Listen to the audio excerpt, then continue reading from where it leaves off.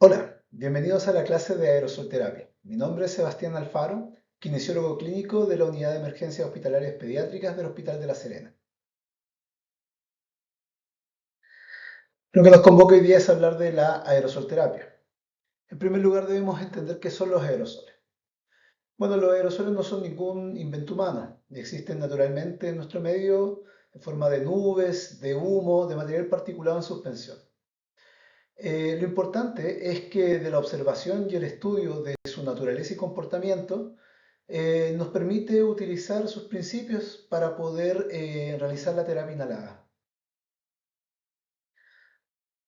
Para profundizar en esta comprensión, ¿cierto? Debemos primero que nada definir qué es un aerosol como una fina suspensión de partículas sólidas o líquidas en un medio gaseoso.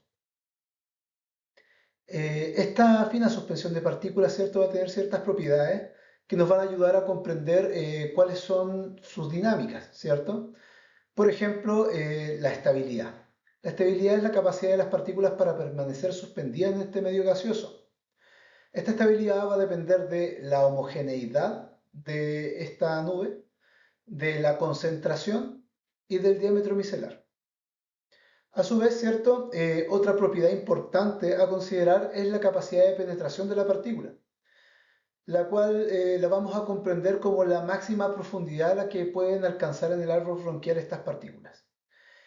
Y por último, vamos a hablar del depósito, que es el resultado de la eventual inestabilidad de las partículas y que permite su caída en alguna superficie cercana. Este depósito se va a dar en primera instancia por impactación inercial, también por sedimentación gravitacional y también va a depender directamente de la energía cinética de las moléculas gaseosas, es decir, con cuánto impulso van ingresando estas partículas en la vía aérea. También es importante reconocer las características del paciente pediátrico. El paciente pediátrico no es un adulto en miniatura. Se presentan en diferentes grupos etarios, ¿cierto? Con distintos niveles de madurez y distintos volúmenes corrientes. El árbol bronquial aún se encuentra en desarrollo, hasta más o menos los 8 años de edad. Presentan una menor movilidad mucociliar, lo que va a dificultar, ¿cierto?, el aclaramiento de la vía aérea o la movilización de las secreciones.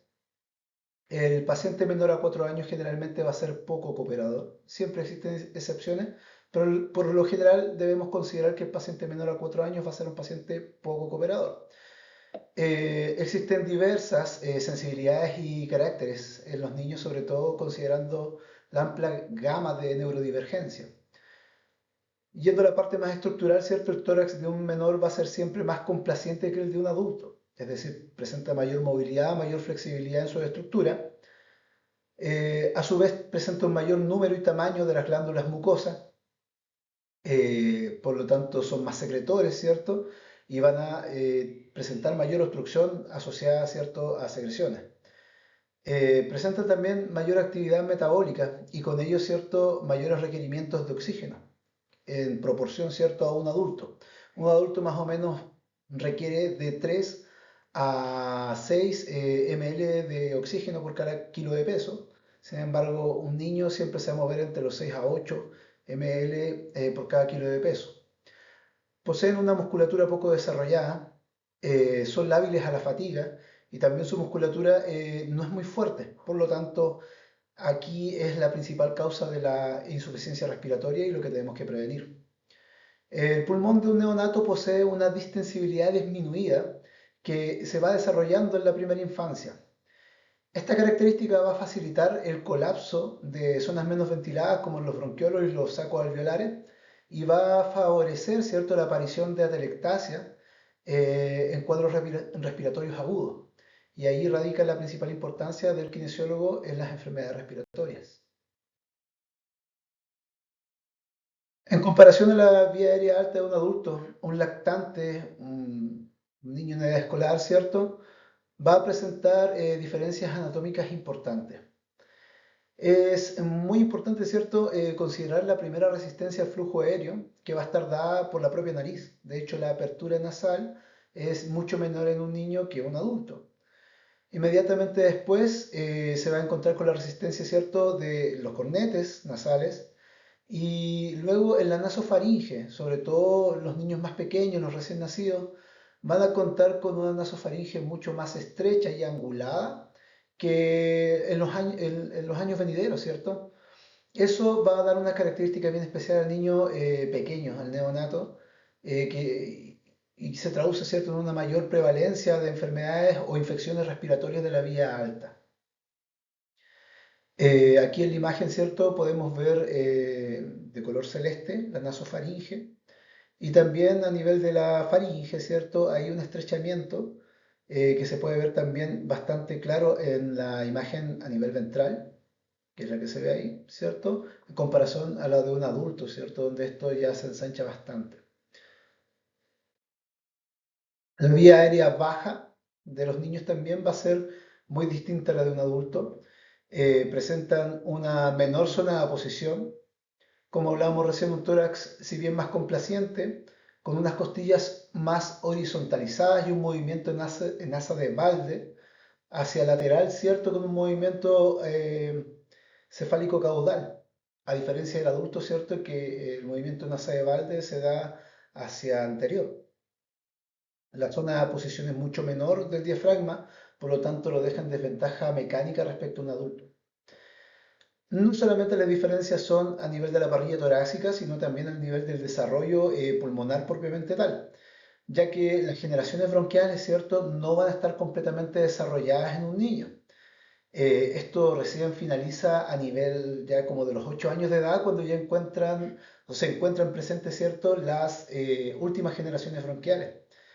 En un niño, como bien decíamos recién, al no estar configuradas todavía las últimas ramificaciones del árbol bronquial, vamos a tener una menor presencia o incluso en un recién nacido una inexistencia de una respiración colateral, que es lo que vemos en esta imagen inferior. Esta respiración colateral, ¿cierto?, se da a través de los canales de Martin, los canales de Lambert, ¿cierto?, que van desde el bronquiolo hacia el alveolo directamente, y a través de los poros de Kohn a nivel interalveolar. Al no existir esta respiración colateral, ¿cierto?, los vuelve mucho más lábiles a generar un colapso alveolar o pulmonar. Eso se traduce en una predisposición a generar atelectasias, lo que es muy frecuente, ¿cierto?, en las bronquiolitis, dado también por las características de las secreciones de los niños menores que son mucho más concentradas que las de un adulto. En ese sentido, también en las técnicas kinésicas nos limita un poco, ya que hay algunas que pueden resultar incluso peligrosas y poco efectivas, como son los bloqueos pulmonares. Entrando en materia, vamos a hablar de los dispositivos de aerosolterapia. Los encontramos en tres tipos. Los nebulizadores de pequeño volumen, más conocidos como nebulizadores propiamente tal, ¿cierto? Los inhaladores dosis medida o PAF, IDM, ¿cierto?, para cortar tiempo en esta presentación, y también los inhaladores de polvo seco. Para iniciar vamos a hablar de los nebulizadores de pequeño volumen, principalmente de los nebulizadores tipo JET y los tipo MESH como el Aerogen, que ahora tenemos también disponible en nuestra unidad. Bueno, los nebulizadores de pequeño volumen poseen ventajas y desventajas al igual que cualquier otro método de aerosolterapia. Principalmente el tipo jet o chorro, que es la típica mascarilla nebulizadora con el frasquito con la solución. No requiere coordinación entre la respiración del paciente y la descarga del medicamento, lo que lo hace mucho más fácil, ¿cierto? Uno simplemente instala la mascarilla y ya se está administrando esta terapia solo con la respiración del paciente. El personal está más familiarizado, ¿cierto?, con su utilización. Es efectivo en el tratamiento de las infecciones respiratorias altas.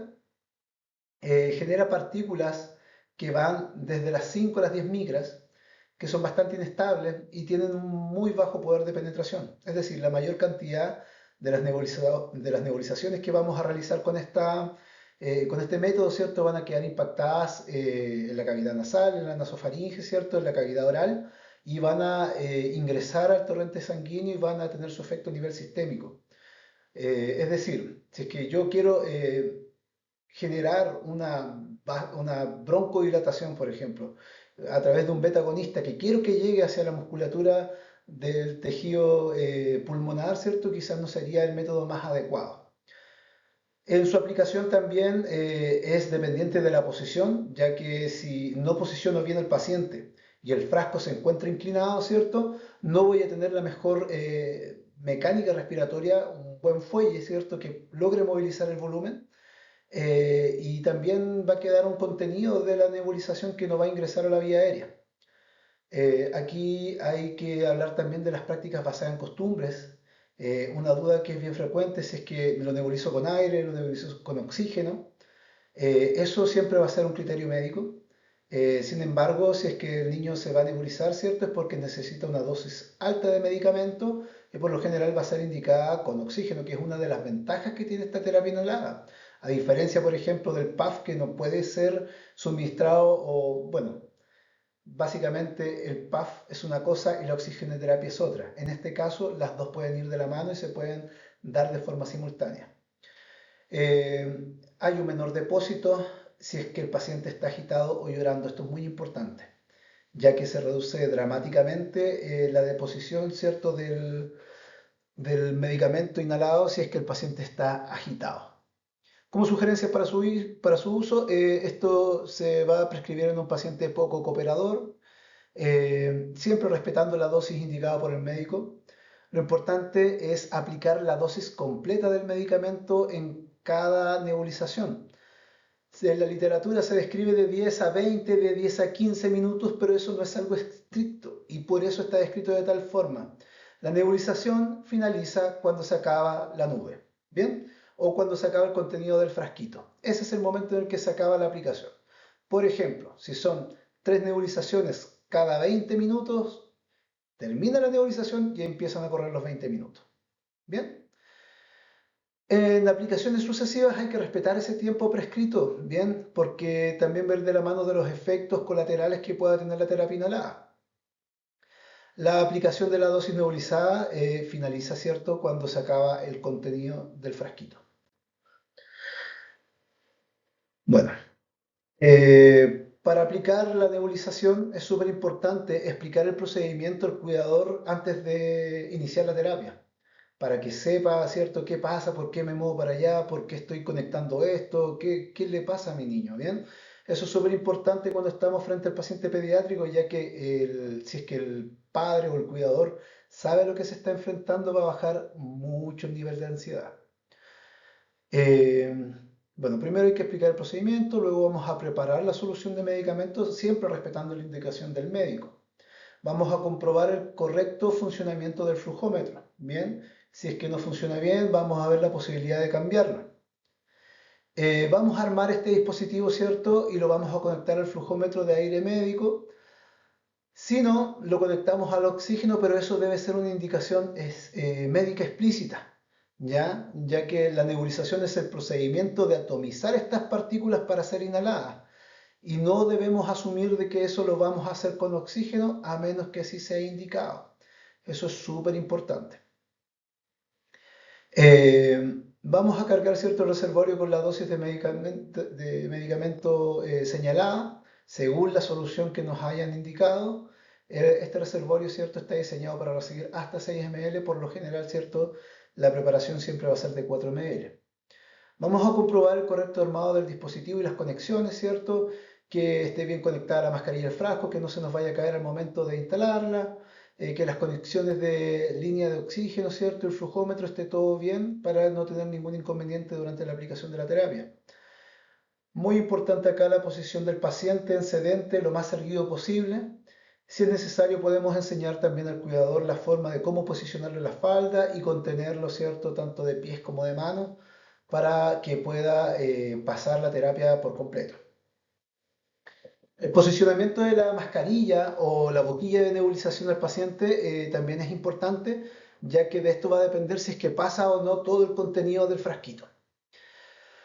No es una buena práctica nebulizar sin la mascarilla o sin la boquilla, ¿cierto? Según sea el caso, ya que esto va a reducir considerablemente la concentración de la nube, tanto en nariz y boca. Bien, y como vimos anteriormente, la concentración de esta nube va a ser directamente proporcional al depósito que se nos produzca. En esta imagen, ¿cierto? Podemos ver dos niñitos nebulizándose. Yo creo que los que ya están experimentados inmediatamente deberían poder identificar el error, ¿cierto? Ya que lo hemos mencionado anteriormente. Pues el paciente siempre debe encontrarse sedente, ya que esta es una técnica que depende de la posición. El niño en sedente posee un mejor fuelle respiratorio, ¿cierto? Permite un mayor desplazamiento del diafragma, lo que le permite movilizar mayor volumen corriente. Bien, el niño acostado, ¿cierto? Va a sufrir los efectos de la gravedad sobre las vísceras, las cuales se van a expandir en un abdomen que es bastante lábil y que le van a generar una resistencia, ¿cierto? Al desplazamiento del diafragma. Si consideramos que el paciente que se va a nebulizar ya está cursando por una dificultad respiratoria, ya está obstruido, ¿cierto? Yo creo que ponerle la pista más difícil realizando este procedimiento de forma acostada no nos va a traer ninguna ventaja. A su vez, ¿cierto? La posición del frasquito al estar inclinada va a generar que se aconche, ¿cierto? Que se vaya generando un depósito que no va a ser nebulizado, ya que el mecanismo a través del cual funciona este tipo de nebulizadores depende directamente de la posición. Carita feliz ahí por la mamita que lo tiene sentado. Eh, Ahora vamos a seguir hablando del nebulizador de mallas vibratoria, ¿cierto? O aerogen como también lo tenemos en nuestra unidad. Básicamente consta de tres piezas esenciales. Un transformador que va a funcionar como fuente de poder. La base, ¿cierto? Controladora que se llama el ProX, que es lo que vemos acá en color blanco con el botón azulito, ¿cierto? Posee solamente un botón que al presionarlo una vez nos va a entregar 30 minutos de terapia inhalada. Y si es que lo mantenemos apretado durante 3 segundos, ¿cierto? Nos va a dar una nebulización continua. Este dispositivo también tiene otros accesorios, ¿cierto? Que nos permiten dar nebulizaciones continuas a través de bombas de infusión, pero todo eso es adicional, ¿cierto? Son cosas que se compran por separado, ojalá lo pudiésemos tener en nuestra unidad. El aerogen solo, ¿cierto? Se refiere a la cápsula que viene con este reservorio que tiene una capacidad de 6 ml, ¿cierto? Más la malla vibratoria que va a generar esta nube de finas partículas que van a ir desde los 0,5 a los 5 micrones con gran estabilidad y poder de penetración. Lo que lo hace ideal, ¿cierto?, para realizar esta nebulización tanto en dispositivos de oxigenoterapia de alto flujo como en ventilación mecánica invasiva como no invasiva. Y a su vez, también a través de algunos accesorios nos permite realizar nebulizaciones en nuestros pacientes.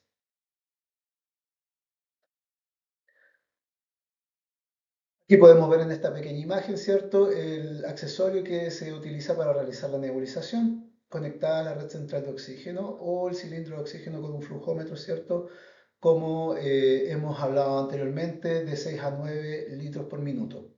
El nebulizador de malla vibratoria permite su utilización con boquilla, ¿cierto?, y mascarilla, también conectado a ventilación mecánica y terapia de alto flujo. Los circuitos disponibles en nuestra unidad vienen diseñados para la utilización del aerogen.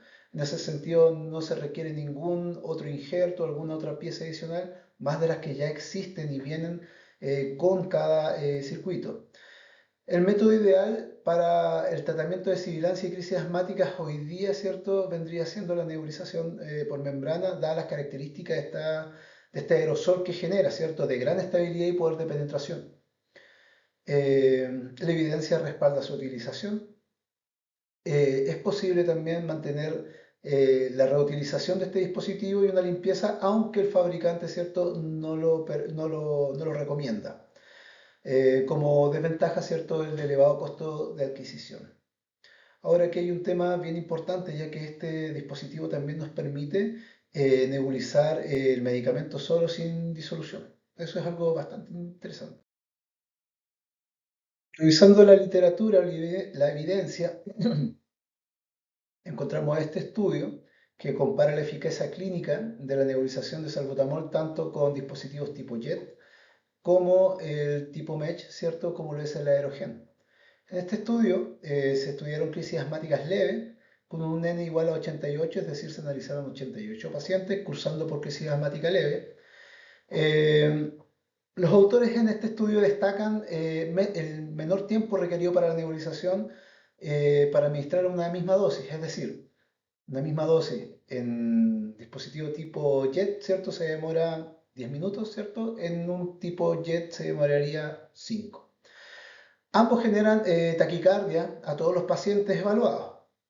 No se logra establecer una diferencia estadísticamente significativa entre ambos métodos, pero sí se establece la superioridad de la nebulización tipo MESH sobre el JET en el puntaje clínico. Y acá a su izquierda de la pantalla podemos ver un gráfico donde se describe, ¿cierto? En la abscisa, ¿cierto? La numeración desde el -0,5 hasta el 3,5, que es la puntuación de la valorización es como el score de Good Downs que nosotros utilizamos, pero ellos utilizaron una tabla de Murayama que se llama, donde valoran desde el 0 al 10 el grado de complejidad, yendo de 3 en 3, siendo el 10 el puntaje máximo posible para alcanzar en este nivel de obstrucción. ¿Cuál es la importancia? Que aquí se evalúan, ¿cierto?, tanto los roncus, las sibilancias, la agitación y la dificultad respiratoria. Como podemos ver en el nebulizador tipo JET, vemos por lo general una discreta mejoría en cada paciente, tanto en el preaplicación, esta es la condición inicial, ¿cierto? Y esta es la condición final. Bien, recordemos que fueron 88 los pacientitos analizados.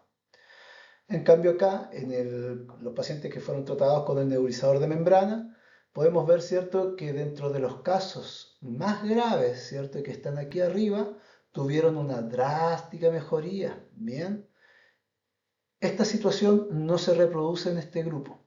Bien, y eso es súper importante de considerar, ya que quizás si es que extrapoláramos este mismo estudio a un N más grande, es decir, a un mayor número de pacientes, se podrían tener resultados que sí sean estadísticamente significativos. Bueno, vamos a empezar a hablar entonces del inhalador de dosis medida, o IDM, más fácil para poder mencionar. Bueno, acá tenemos básicamente un esquema de lo que es en sí un PAF. El PAF, ¿cierto?, está compuesto por el cartucho que contiene el medicamento, una válvula dosificadora que al ser presionado va a liberar, ¿cierto?, este medicamento a través de una boquilla a la cual nosotros vamos a dosar este cartucho. Aquí en el lado derecho podemos ver los dos tipos de espaciadores que podemos encontrar en la asistencia pública. Nosotros contamos con la fortuna de siempre contar con aerocámara bivalvulada, lo que permite que no haya una reinhalación, ¿cierto?, o que entre humedad, ¿cierto?, dentro de la aerocámara, y permite, en caso de los pacientes no cooperadores, ¿cierto?, que pueda ingresar el volumen total de la presurización, ¿cierto?, hacia el paciente a través de varias respiraciones. El inhalador dosis medida ha demostrado tener una mejor efectividad clínica basada en la evidencia que la nebulización en pacientes pediátricos menores de 5 años. La población se encuentra ampliamente familiarizada con su uso. Para su aplicación, ¿cierto?, requiere un menor tiempo, ya que solamente el PAF, las respiraciones y se acaba. Las partículas generadas a través del IDM poseen una mayor estabilidad, y estas partículas también poseen un mayor poder de penetración que las generadas con la nebulización. Requiere uso de espaciador o aerocámara para optimizar su aplicación. La técnica de aplicación es importante para su efectividad. La evidencia demuestra que es un método más seguro que la nebulización tipo JET para administrar beta-agonistas. ¿Por qué más seguro? Porque, bueno, uno de los efectos secundarios de los beta-agonistas, ¿cierto?, sobre todo el salbutamol, que es estimulante tanto de los receptores beta 1 como beta 2, al ser, ¿cierto?, en la nebulización tipo JET, la mayor cantidad del fármaco impactado en la cavidad oral, esta es absorbida, ¿cierto?, por capilaridad, y sus efectos vienen a ser más bien sistémicos. Cuando pasan al torrente sanguíneo, los órganos que tienen mayor afinidad con estos beta-agonistas vendrían siendo los riñones, ¿cierto?, y el corazón. Y es ahí donde podremos encontrar su mayor efecto, más que broncodilatando, que es donde queremos que sí haga efecto. De gran importancia también entonces es conocer la correcta técnica inhalatoria, ¿cierto? Aquí en este caso tendremos tanto una técnica para los pacientes que son cooperadores, los cuales llamaremos técnica de una sola inhalación manteniendo la respiración, y otra técnica, ¿cierto?, que es para los pacientes menores a 4 años o pacientes no cooperadores, la cual va a ser de las 5 respiraciones lentas y profundas. Bueno, como bien hemos dicho en más de una oportunidad, ¿de qué va a depender una u otra técnica? Básicamente si es que nuestro paciente es o no cooperador. Bien, y como lo habíamos dicho anteriormente, paciente menor a 4 años daremos por hecho de que es un paciente poco cooperador. Bien, así que menor a 4 años sí o sí es la técnica de las 5 respiraciones lentas. Otras neurodivergencias, ¿cierto? Pacientes que tampoco sean muy cooperadores de mayor de 4 años, obviamente también utilizamos esta técnica. Bien, básicamente es agitar, ¿cierto? En ambos casos el inhalador unas 5 veces. Para la técnica de las 5 respiraciones lentas, vamos a retirar la tapa del inhalador, vamos a conectar el inhalador a la aerocámara. El puff siempre debe ir en posición vertical. Ponemos erguido, ¿cierto? Sedente o de pie al paciente con el mentón levemente hacia arriba. Esto va a ayudar a que el medicamento pase, ¿cierto?, con menor obstrucción hacia los bronquios. Se le pide al paciente que exhale fuera de la aerocámara lo más fuerte posible para vaciar los pulmones.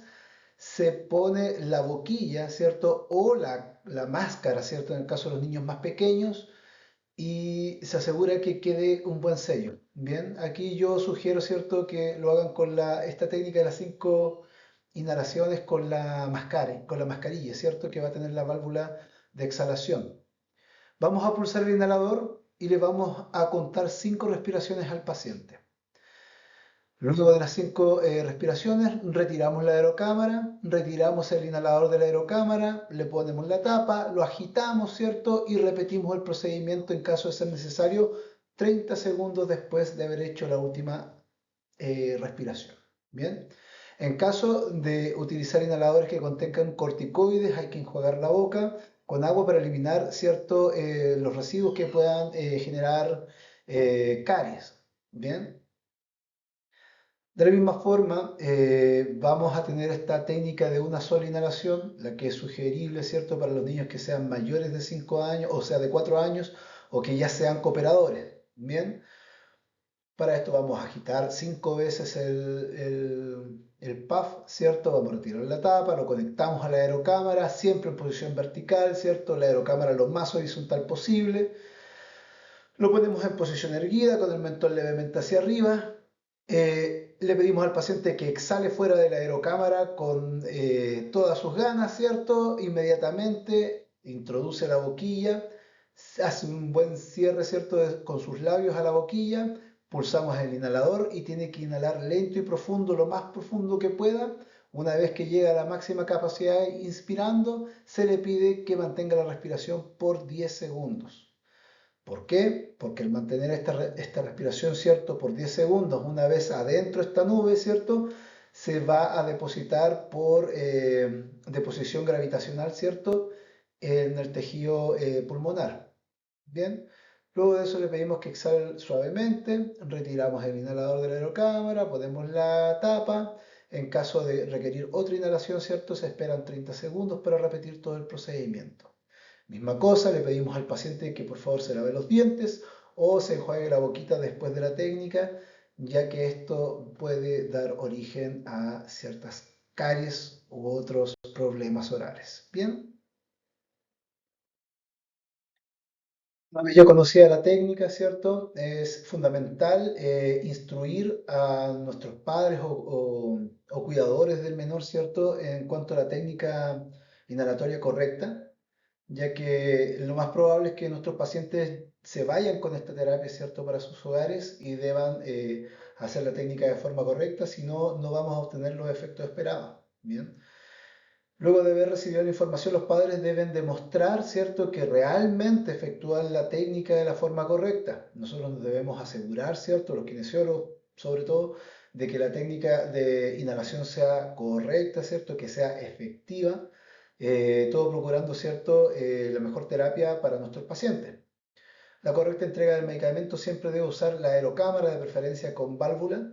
Lo ideal es que la aerocámara tenga una válvula inspiratoria y una expiratoria. La inspiratoria permite el paso del aire desde la aerocámara hacia la vía aérea del niño y la expiratoria permite que exhale el aire sin volver a introducirlo en la cámara. Bien, como podemos ver aquí en este esquema del lado derecho, si se realiza esta inhalación, ¿cierto?, sin la aerocámara, la mayor parte del fármaco va a ser impactado en la cavidad oral, otra gran parte, ¿cierto?, va a ir hacia el estómago y muy poco contenido, ¿cierto?, se va a depositar a nivel pulmonar.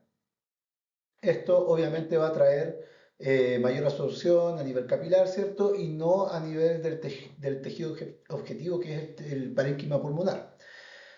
En cambio, ¿cierto?, si es que usamos la aerocámara, el mayor depósito se produce a nivel pulmonar. Para finalizar, ¿cierto?, vamos a hablar del inhalador de polvo seco. Si bien es menos frecuente su uso en nuestra urgencia, también disponemos de este medicamento en este mismo formato. Se les designa DPI o Drug Powder Inhalers. Surgen como una alternativa a los inhaladores de cartucho presurizado para solucionar los problemas de coordinación entre la activación del dispositivo y la inhalación. Es decir, estos se abren, da una dosis medida, ¿cierto? Y para poder activarlo, para poder administrar la terapia, requiere la participación activa del paciente, es decir, debe inhalar con fuerza. Por lo tanto, sí o sí, para que sea liberada la descarga, ¿cierto?, el paciente debe inhalar. Y aquí hay una pequeña dificultad, ya que en un paciente, por lo general, menor a 7 años, ¿cierto?, no va a lograr el flujo necesario para poder movilizar, ¿cierto?, la totalidad del polvo inhalado y que éste llegue al objetivo que queremos que llegue, que es a la vía aérea, ¿cierto?, de conducción y vía aérea respiratoria. Por lo tanto, no se recomienda el uso de estos polvos inhalados, ¿cierto?, en niños ni adolescentes, tal como lo dice la caja. Liberan polvo micronizado activando el flujo inspiratorio del paciente, generando dispersiones de tamaño de partícula comprendido entre las 1 y las 2 micras, lo que es ideal. Los excipientes sólidos empleados para la dilución del principio activo son de mayor tamaño y quedan impactados en vías aéreas, no pasan a vía inferior, quedan impactados en la boca, ¿cierto? O quedan sedimentados en el dispositivo. Bueno, para ejemplificar, ¿cierto?, o graficar un poco más lo que veníamos conversando, el tamaño de la partícula va a determinar en gran medida la zona de posición de esta misma, o la capacidad de penetración de cada partícula. Es decir, las partículas que pueden ser generadas en un PAF de dosis medida, ¿cierto?, un inhalador de dosis medida, o en un nebulizador de membrana, van a ir desde las 1 a las 10 micras. Y estas van a tener un gran poder de penetración, como podemos ver aquí en este modelo, que pertenece, ¿cierto?, a una femenina de 10 años, o sea, de 10 días de vida. Obviamente, si es que aumenta el tamaño de esta partícula, desde los 20 a los 100 micrones, que es más o menos como el tamaño que podemos encontrar en una nebulización jet, la deposición, ¿cierto?, va a ser mucho menor en vía aérea baja, ¿cierto?, y mucho mayor en vía aérea alta. Y la verdad es que incluso en vía aérea alta también es bastante poca.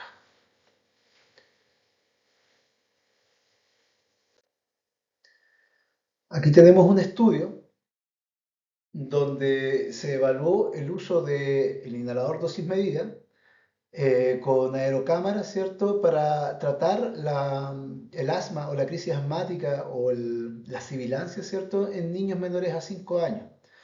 Esto es un metaanálisis, ¿cierto? Es una revisión sistematizada de toda la evidencia disponible hasta el año 2003. Este estudio fue publicado el año 2004. En este estudio se indica al IDM con espaciador como el gol estándar para el tratamiento de las sibilancias o asma en niños menores a 5 años. Se destaca la importancia de la técnica de aplicación para coordinar la descarga con el tiempo inspiratorio para una dosis efectiva. Indica a la aerocámara bivalvulada como una forma efectiva para lidiar con esta dificultad. ¿Qué dificultad? La de coordinar, ¿cierto?, el tiempo inspiratorio con la descarga del paciente. Es decir, En un paciente poco cooperador, podemos utilizar el inhalador dosis medida a través de esta aerocámara bivalvulada con la técnica de las 5 inhalaciones lentas y prolongadas. Y aquí hay un detalle. Sí, son 5 inhalaciones lentas y prolongadas. Es difícil. La mayoría de los pacientes, ¿cierto?, vienen agitados, llorando. Sin embargo, este método ha demostrado ser más efectivo que la nebulización por el tamaño de la partícula y la estabilidad, ¿cierto?, de la nube generada. Para considerar, una bocanada de salbutamol mediante un inhalador de dosis medida presurizado presenta una dosis de 100 microgramos. La dosis habitual en adultos es de 2 pulsaciones, es decir, 2 microgramos. Por el contrario, el salbutamol para inhalación es una solución al 0,5%, con una dosis de 500 microgramos, 5 veces más en 0,1 ml, que es lo mínimo que es posible dosificar o graduar para una nebulización, o 1000 microgramos para 0,2 ml. Es decir, para una nebulización habitual que nosotros hacemos en nuestro servicio, ¿cierto? Estamos utilizando 0,5 ml, los cuales equivalen a 2500 microgramos en comparación a los 100 microgramos que nosotros podemos liberar a través de una descarga con PAF. Bien, si a esto nosotros le sumamos la gran cantidad de depósito que ocurre a nivel de vía aérea superior, que ésta se va a absorber por capilaridad y que va a dar efectos sistémicos como son la taquicardia, ¿cierto? Quizás el método más adecuado para atender a los pacientes chiquititos y para resolver la sibilancia en estos casos sea el uso del inhalador de dosis medida. En este estudio, ¿cierto?, se evalúa la terapia de inhalación pediátrica y la justificación aerodinámica de los tamaños del aerosol basados en la edad. Básicamente, acá se habla del número de Stokes, que en el fondo habla de la densidad, ¿cierto?, y la viscosidad de los fluidos, a diferencia del tamaño de la partícula por sí solo, ya que estamos hablando de una partícula en suspensión. La viscosidad de esta nube, ¿cierto?, va a determinar también qué tan profundo en el árbol bronquial logran llegar estas partículas.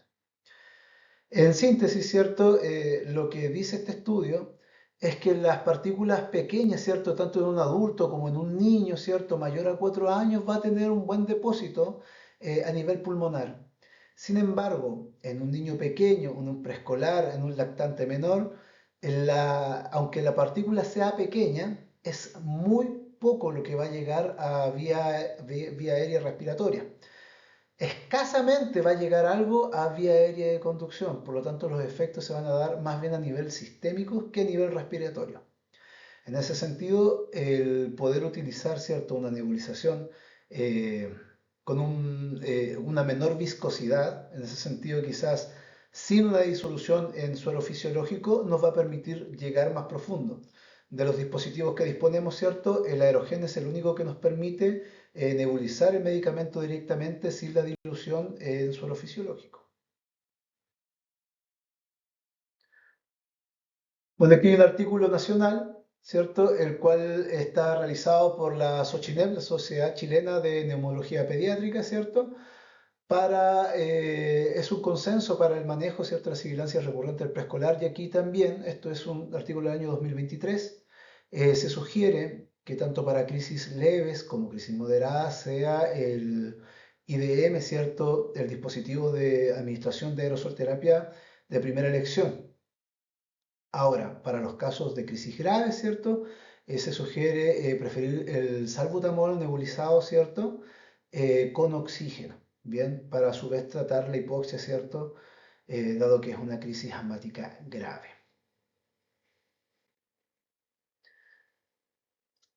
Bien, en este estudio se revisó el suministro, ¿cierto?, de aerosolterapia mediante cánula nasal de alto flujo y ventilación mecánica.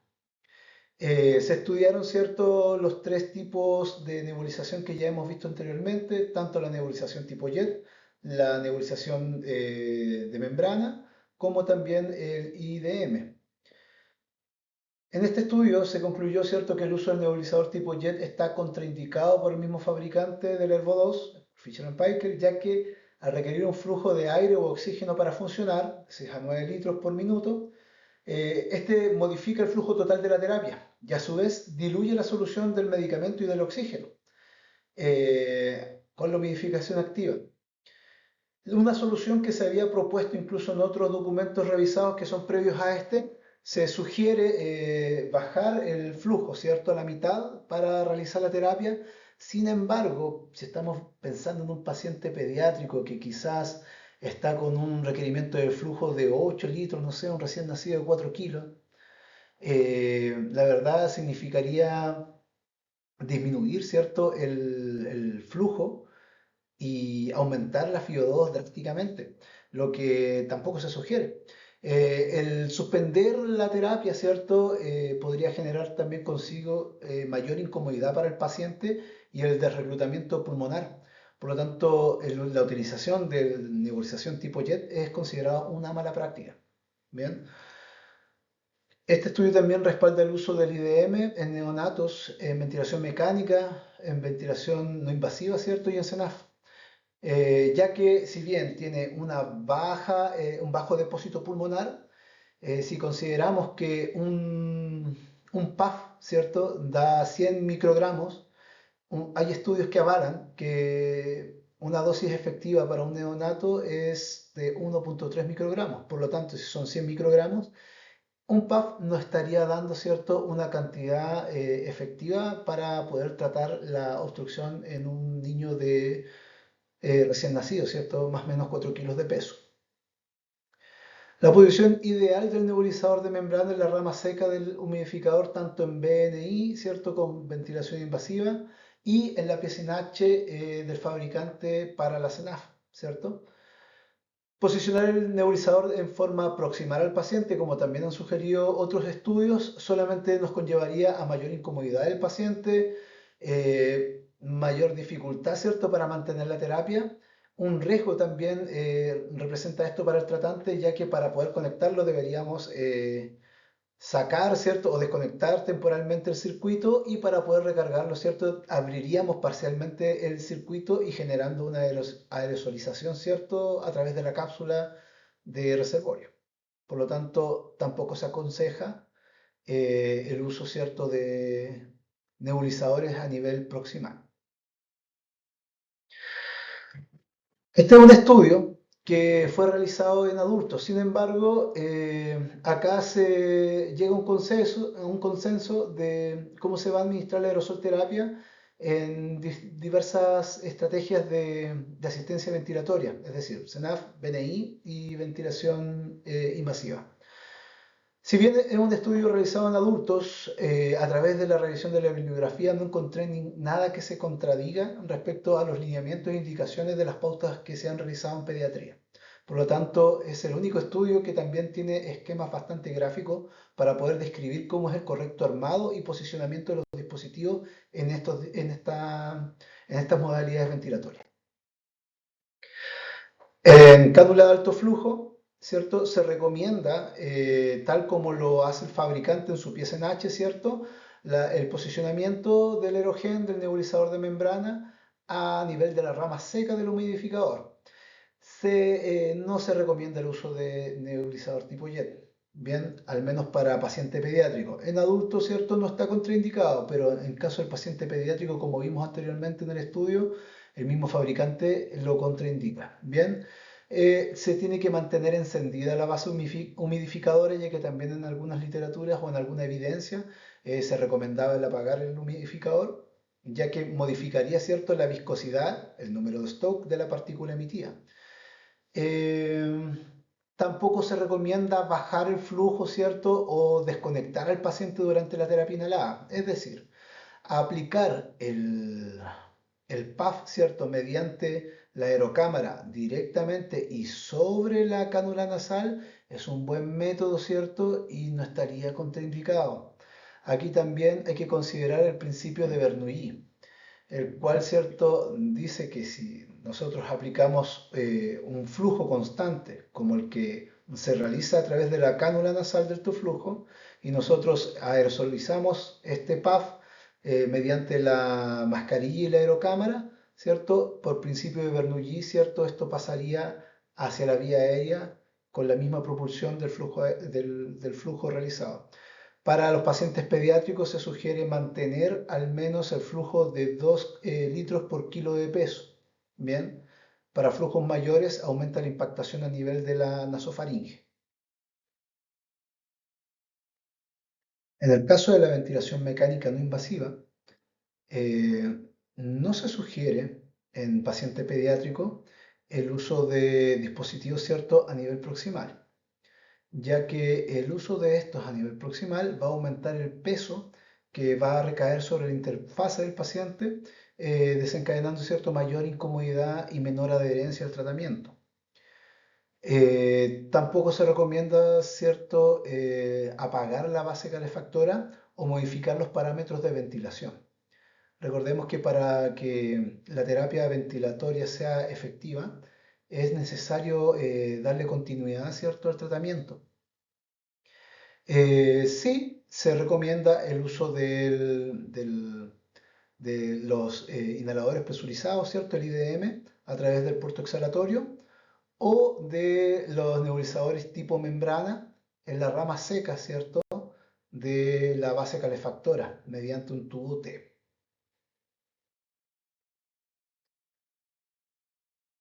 En el caso de la aerosolterapia en ventilación mecánica invasiva, ¿cierto? Tampoco se recomienda el modificar los parámetros ventilatorios. Tampoco se recomienda apagar la base calefactora, esto hay que mantenerlo. Tampoco se recomienda el uso de nebulización jet o el uso de cilindros, ¿cierto?, presurizados de oxígeno o aire. En ese sentido, debería estar conectado siempre el ventilador mecánico, ¿cierto?, a nivel central, el uso de filtros, ¿cierto?, en la rama exhalatoria y el posicionamiento, ¿cierto?, de nuestro nebulizador tipo mesh, ¿cierto?, en la rama proximal del humidificador. Esto es la rama inspiratoria del paciente, ¿bien? También se recomienda el uso de el IDM, ¿cierto?, el PAF, a través del puerto de PAF, que puede estar aquí en la pieza PSNI, ¿cierto?, o en su defecto en un puerto de PAF en la rama inspiratoria. Bien, esto es considerando, ¿cierto?, que el uso de un espaciador va a mejorar, ¿cierto?, la estabilidad de la partícula o de la nube generada. Y si es que lo realizamos demasiado cerca, muy proximal al tubo endotraqueal, ¿cierto?, va a generar mayor impactación de esta en el espacio muerto, es decir, directamente aquí en el corrugado o en el tubo endotraqueal, disminuyendo la deposición a nivel pulmonar. Bueno, espero que esta presentación sea de ayuda, ¿cierto?, para todos. Desde ya les dejo acá las referencias en caso de que quieran revisar las cosas que hemos conversado. Y nada, pues, muchas gracias.